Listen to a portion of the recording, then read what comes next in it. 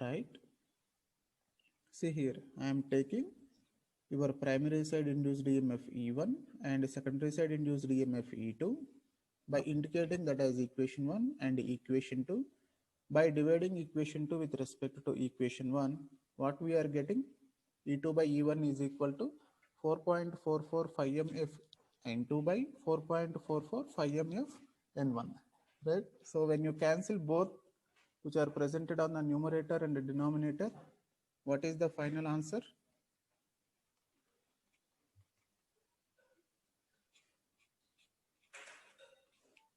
E2 by E1 equals to,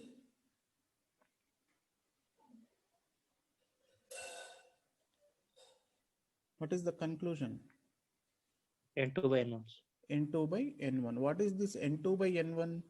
N2 is Number of terms number in of turns on secondary side. secondary. N1 is number of turns on primary. So that ratio, will I call that as a turns ratio? Right? In transformers, the turns ratio, the formula for turns ratio is N2 by N1. Similarly, what is E2 and what is E1? Voltages, right? So shall I call that as voltage transformation ratio?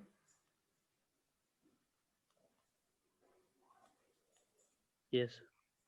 That equals to E2 by E1 or V2 by V1. So as a generalized expression, I am calling this both as transformation ratio represented by K, where K equals to either E2 by E1 or N2 by N1. If you consider only up to particular of E2 by E1, the ratio of voltages, that will be called as voltage transformation ratio. If you consider only on the RHS side, that is N2 by N1, that is called your turns ratio, right? Both are equal to K. Clear the voltage transformation ratio, turns ratio, and transformation ratio. Yes, sir. Right, all of you noted?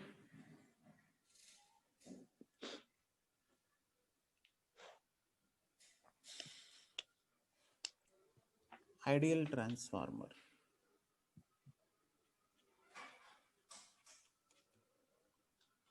Sir, 1 second, show previous slide, sir.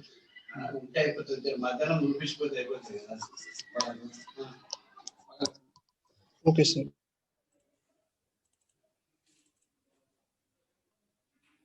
Ideal transformer. Up to now what we studied about a transformer. Then what about this ideal Newton?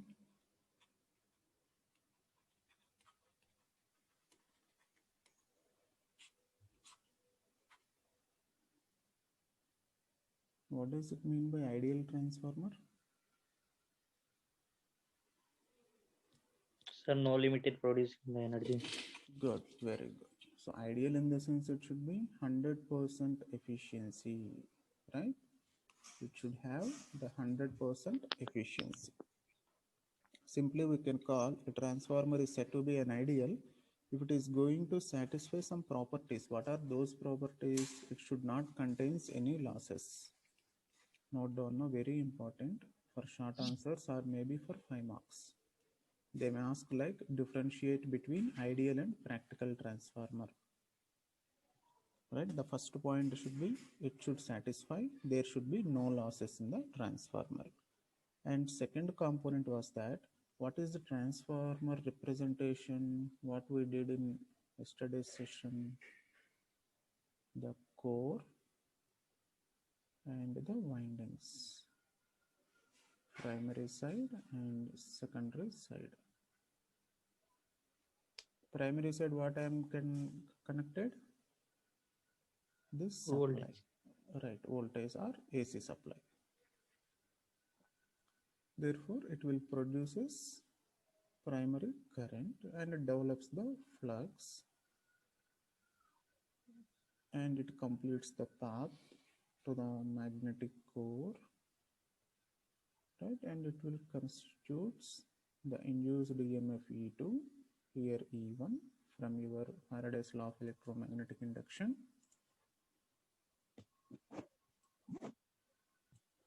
and from E2 again it will circulates the current I2 on the secondary side, right? This is your alternating flux phi. This dotted line indicates. On the secondary side, what we are getting connected? Load. Load, right? But here there is no load for ideal transformer. And one more point was that here the windings should have its own internal impedance, right? That is, whenever you are applying some supply, that is V1, then it will going to initiates or circulates current through the windings. The windings which are having its own internal resistance will going to oppose this flow of current. So that resistance value should be 0 in the case of ideal transformer, right? That means the windings have 0 resistance, both primary side and secondary side. Then what is the advantage if the windings are having the 0 resistance? What is the advantage? A small amount of current will initiates the or will going to develop the flux, right? That is the major advantage because there is no opposing force. And note down the third point, the flux leakage value should be 0. That means we are having the 100% of the utilization of flux. 100% flux produced by the primary, which is going to links with the secondary winding. That means there is no leakage of the flux. That is leakage flux value 0. What does it mean by leakage flux value is 0? Whatever the developed flux from the primary current, that should be links with 100% flux produced by primary should links with the secondary winding, right? So if the losses are less, right, the leakage flux is 0, windings are having 0 resistance, so obviously what is the efficiency of that transformer? 100% efficient. Very good, 100% efficiency. Efficiency indicated by eta, right? And the permeability of the core is also very high because that negligible current is required to establish that flux in it, right? Therefore that permeability of this magnetic core, you can note down the last point on the ideal transformer as the permeability of this magnetic core is very high. So why this is very high? Due to the negligible current will going to initiates the development of the flux.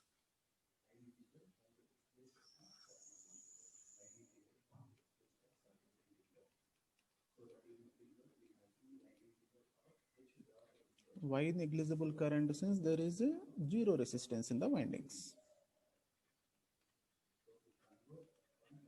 To establish flux in it. Clear understand about ideal transformer? Simply the ideal in the sense which is almost very far away from your practical. Tell me about practical transformer now.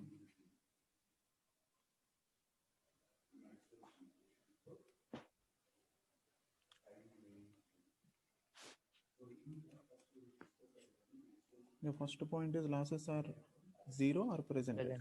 Present. Losses are present. What about second point? Windings have 0 resistance or having some resistance? Some right. Windings have resistance. Therefore, is it sufficient for a small current to develop the flux? No. No. That means our fifth point is going to affect there, right? And what about our third point? Leakage flux will be there. There is a leakage flux. So 100% will not at all going to utilize. And is there any 100% efficiency due to these losses? no 100% efficiency. It may be around 90 to 98 or 99 sometimes, but not 100. Why? When you studying about the transformers, here I am telling that around 90 to 98 or 99% of efficiency for the transformer, even for practical also. Why such huge amount of efficiency should be appearing when you compare with the motors? Generally the motors or generators will be varying from 65 to 80, but whereas in transformer it should be varying from 90 to 98, and sometimes it should be 99 also, right? So why such a kind of differentiation should be presented between other machines and the transformer exclusively? Since these machines, the other machines are having some rotating parts in it. Whenever there is a presence of rotating parts, the losses are going to increase. What are the additional losses which are presented due to these rotational parts? The frictional losses, windage losses, mechanical losses, these are going to increase. But whereas in transformer, it should be having a stationary equipment, nothing but a static device. So static device in the sense, the losses are presented due to the components which are having inside the transformer. What are the components we are having here? Core, right? Can anyone tell me now what are the components we are using in the representation of transformer?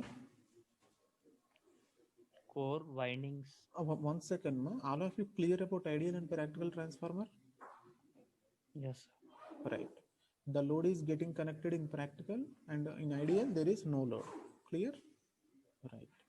Here you may have, I missed out one more point, but that may be useful for cyber security or not, I don't know, but I will tell that point also. Right. Here the resistance, this is some more in-depth analysis, no? Just you have to listen. If possible, you have to write an examination also. That will show good impact. See, in this third point, I want to some more extension of this third point as zero resistance. Zero resistance in the sense what we are having, we are provided AC supply, right? So AC supply in the sense, the impedance value should be resistance plus reactance component, R plus JX, correct? Z value.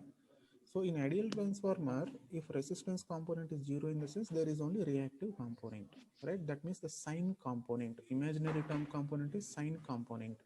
Your real time component is cos component. Clear?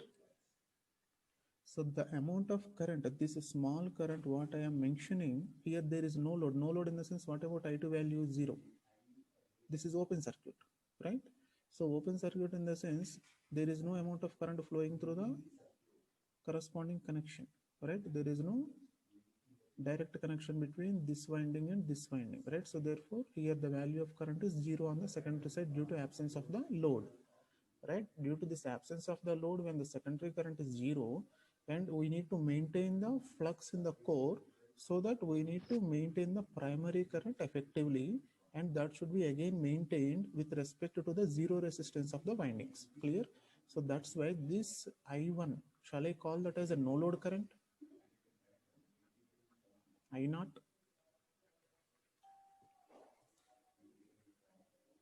right? Because the transformer is working on no load condition. Now that I am calling that as a no load component, nothing but no load current. This I0 will be further, we are subclassified into two components of the currents. One component is your reactive term, that is your resistance term value is 0, that is a real component, that is IW, the current which is constitutes by the real term, and the current which is constitutes by the reactive term, that should be the I mu. So here I mu is called the magnetizing component and IW is called working component. Remember that. IW is called working component, that is your cos term. I0 cos phi naught. And your I mu is magnetizing component, nothing but reactive component. Both are correct. Magnetizing current, imaginary in the sense, reactive in the sense, it should be sine parameter, sine phi naught. Now what about the total? If you consider on x-axis your flux, so which is in phase, the real term should be in phase, right? The resistance component, that means your IW. and which is maintains 90 degrees, your x term, right? So let us take this as your x term. It should be maintaining some 90 degrees. Now what is the resultant here? Your no load current, I naught.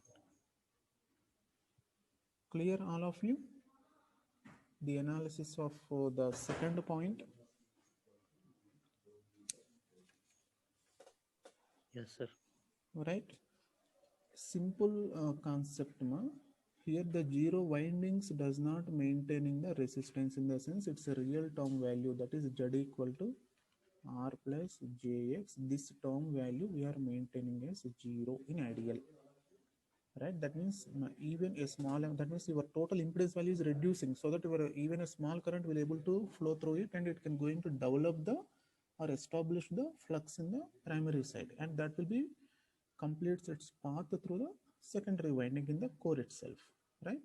But in the secondary side there is no load, in the sense only they're existing on the primary side. The current is exist only on the primary side, because secondary side whatever it is initiating, it should not going to circulate due to absence of the load.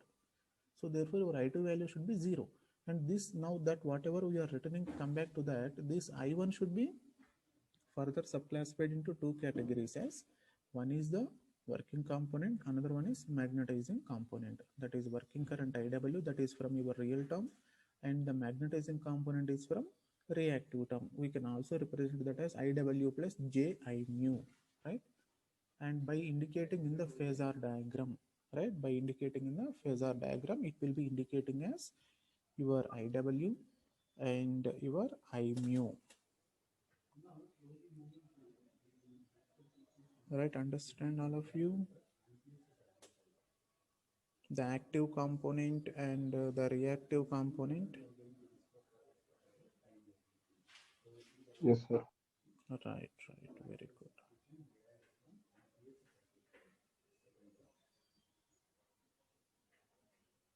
One second, now it's getting struck.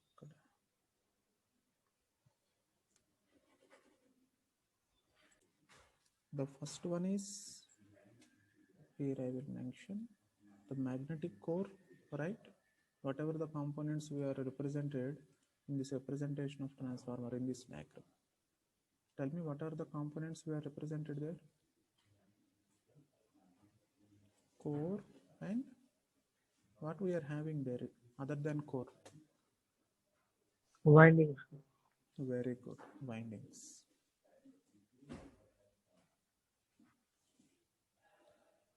Very good.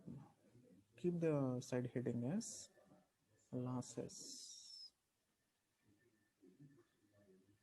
Losses in transformer.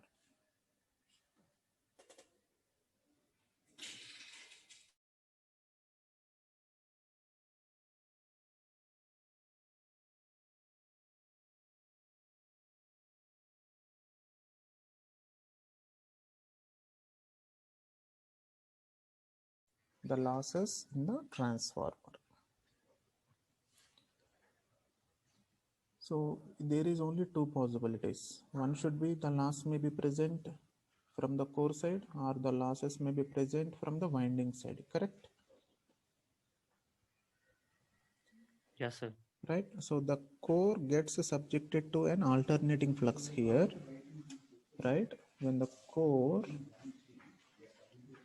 is subjected to the alternating flux, the flux which is rotating in the magnetic core. So therefore from that we are getting the loss component, that losses are called core losses. Understand now? The losses which are coming from the core, which is subjected to the alternating flux, that kind of losses are called core losses. The core itself is manufactured by the material of iron. These are also called iron losses. Understand now? Either core losses or iron losses. And the second component, that is from the windings which can circulates the currents, nothing but which can carry the currents. So the windings which carry the currents when transformer is loaded, which causes copper losses. Here I will mention, which causes copper losses. Why these are called copper losses? In the sense, the windings, that wires are made by copper material, right? So that's why these are called copper losses. And the losses which are produced by the core, which is subjected to the alternating flux, that is called core losses. And that material is iron, that's why that should be, we can also call as iron losses. Similarly, the windings which can carry the currents when transformer is getting loaded, that kind of transformers which can produce are called copper losses. Clear? These are the two category of the losses we are having in transformer concept. Now, if you go in detail for the first loss, that is core loss component, very important. 2 times they are asked for 5 marks, 2 times continuously. Very important concept, very simple concept, right? So due to the alternating flux, that what we are set up in that magnetic core of the transformer, what should going to happen? It will going to undergo to a cycle of magnetization and demagnetization, right? In the sense, here I will give one simple example. Understood, all of you? Simply, this hysteresis loss is present due to the hysteresis effect. What does it mean by hysteresis effect? When the transformer, nothing but due to presence of this alternating flux which is set up in the magnetic core of the transformer, every time it is undergoes to a cycle of magnetization and demagnetization. Cycle of magnetization and demagnetization.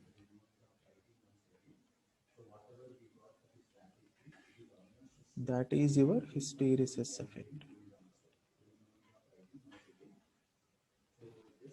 That means it will just in that loop itself only, like this, the loop will be presented, magnetizing and demagnetizing, magnetizing and so during this process, some amount of loss of energy going to happen.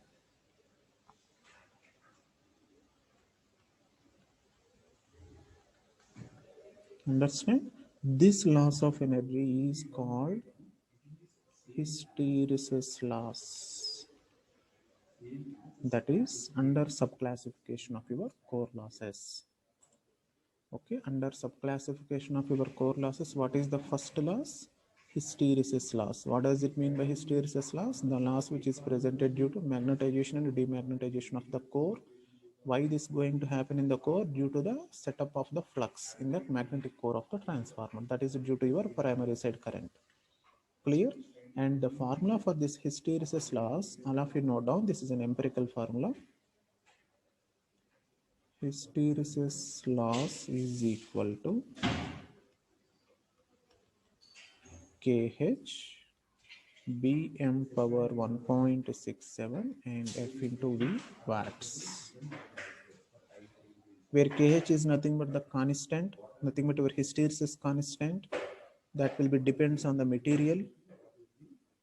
You can note down here, hysteresis constant depends on type of material, and Bm is nothing but, what is Bm?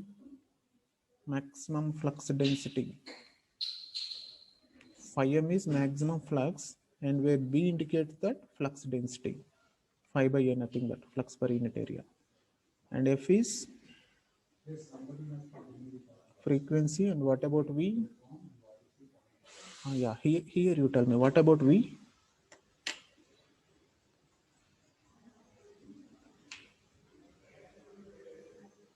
Electrical potential, sir. No. Here there is no question of potential during this magnetization and demagnetization of your core, right? It will be purely depends on the amount of flux which is set up in the core. Correct or not?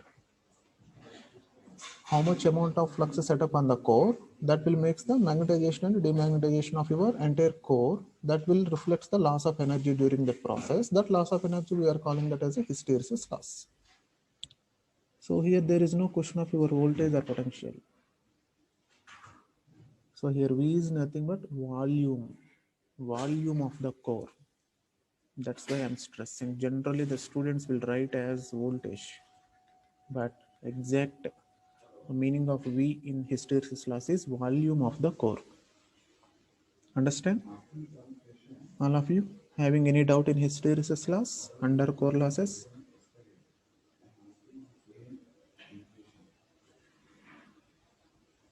Clear all of you? Very important, hysteresis loss. And there is one more loss is there under core loss.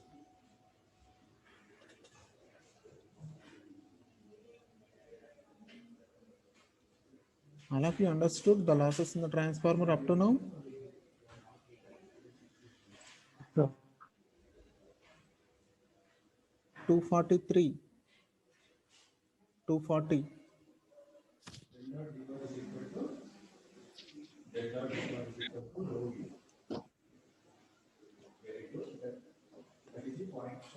Two not three. Satish.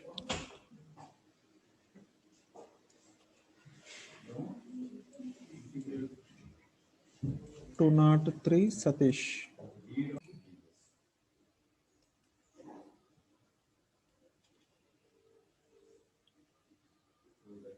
Clear all of you up to this? And the second loss which is presented under iron losses itself. So the first one what we completed, hysteresis loss. Let us take this as A. Hysteresis loss. And under this iron losses, we are having one more subclassification called as eddy current loss. Now, what does it mean by eddy currents or eddy current loss? Eddy currents. Magnetic coupling. These eddy in the sense it should be a small amount of currents. Remember, okay, it should be a small amount of current. Very much clear on that. So a small amount of currents which will create some losses. Nothing but the leakage current. We can also call that as a leakage current. Right, the induced EMF, which is what we are inducing in that core due to this development of the flux, which will try to set up this eddy currents in the core. Right, what does it mean by exactly in the sense where this small amount of currents which are circulating on the surface of the core which will gets the loss component. Formula for eddy currents are, there is no particular, this is also an empirical formula. Note down the eddy current loss that equals to Ke, that is eddy current loss constant, and depends on the leakage flux. These circulating currents depends on the leakage flux. Nothing but this leakage flux again depends on flux per unit area, that is your maximum flux density Bm square, and that frequency and thickness of that core, right? The thickness of the core. Here we did not require any volume, right? Due to the flow of currents, we require the thickness of the core. That is, the units are watts per unit volume. For that 1 unit volume, how much amount of these currents are starts to circulating on that. Okay, that is your eddy current losses.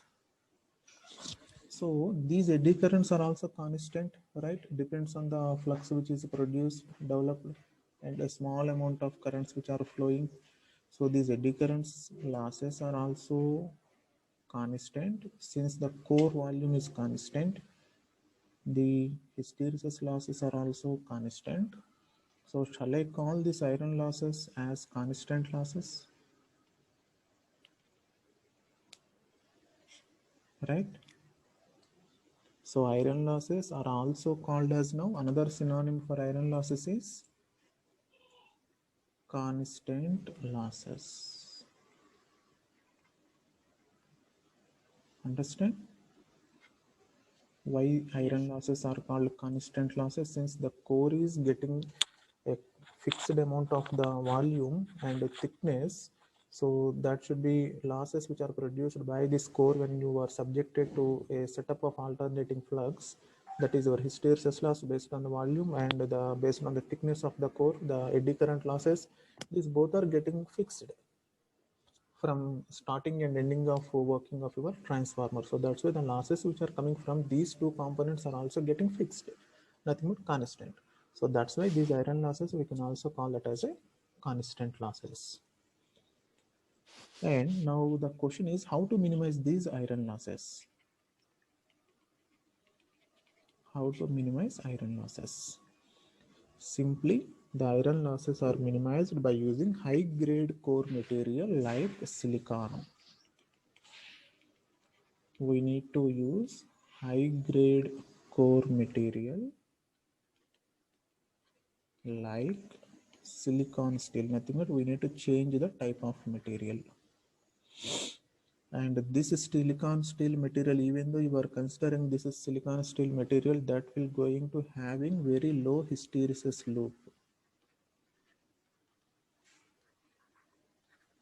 So that if there is low hysteresis loop, therefore your hysteresis loss will be going to reduce during the manufacturing. And also, in order to reduce these eddy currents, we need to maintain laminations,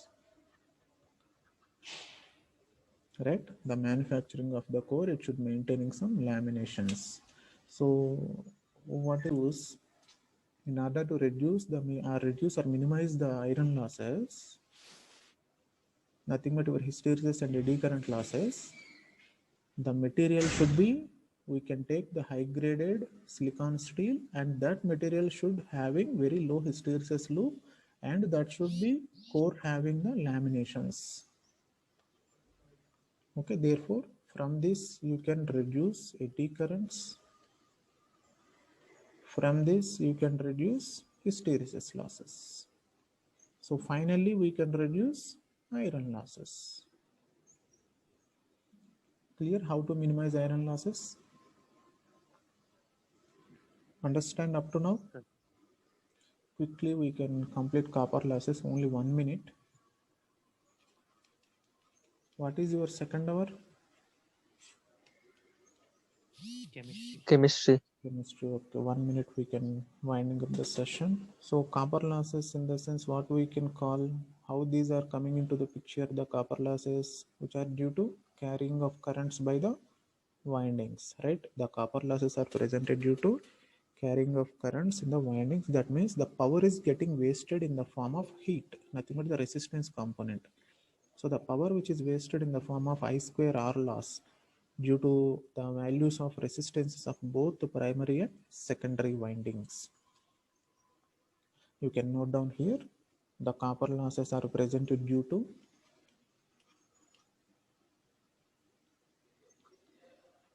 power wasted in form of I square R.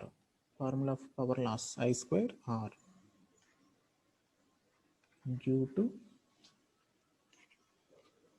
presence of resistances of both primary and secondary windings.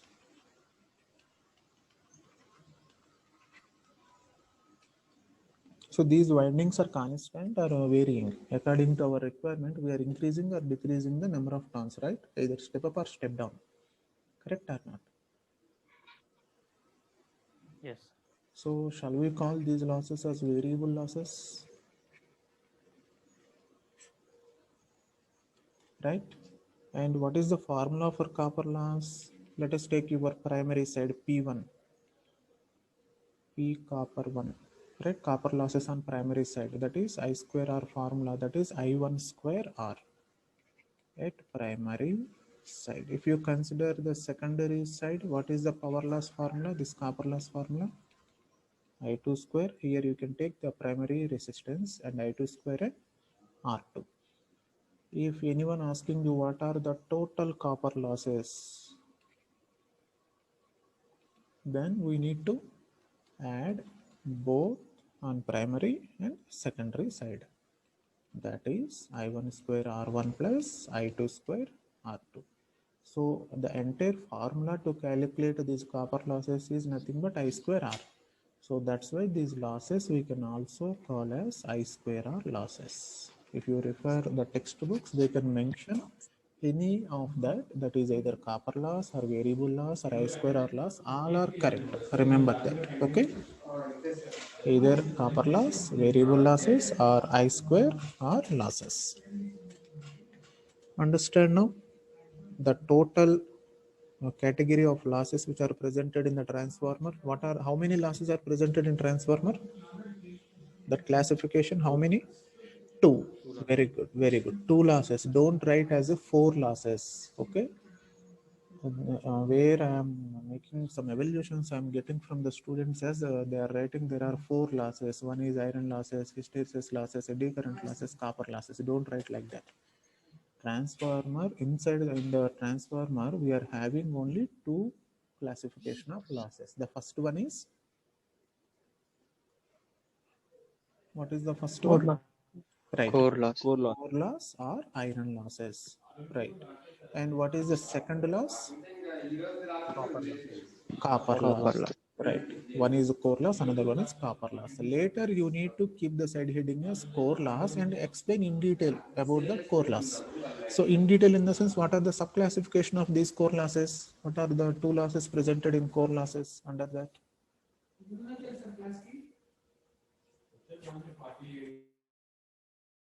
What are the losses?